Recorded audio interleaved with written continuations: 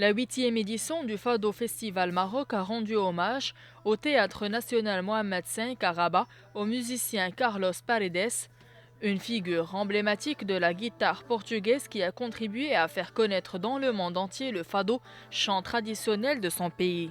Plusieurs personnalités du monde de l'art, de la musique et de la culture ont pris part à cette soirée de ce festival qui vise à offrir aux amateurs de musique un voyage immersif au cœur du fado et de la guitare portugaise en mettant à l'honneur l'un de ses plus grands ambassadeurs, Carlos Paredes.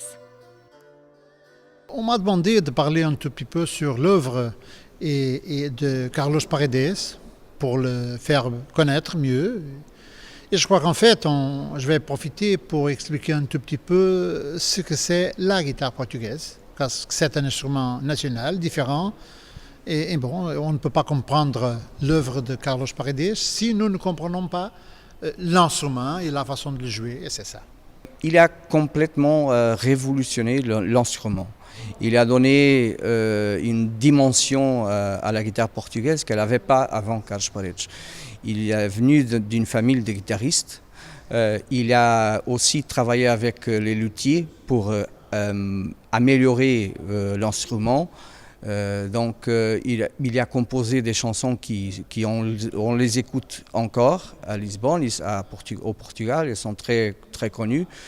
Donc il a eu une influence très très grande dans le développement, pas seulement de l'instrument, de la guitare portugaise, mais de l'importance que la guitare portugaise a dans le fado.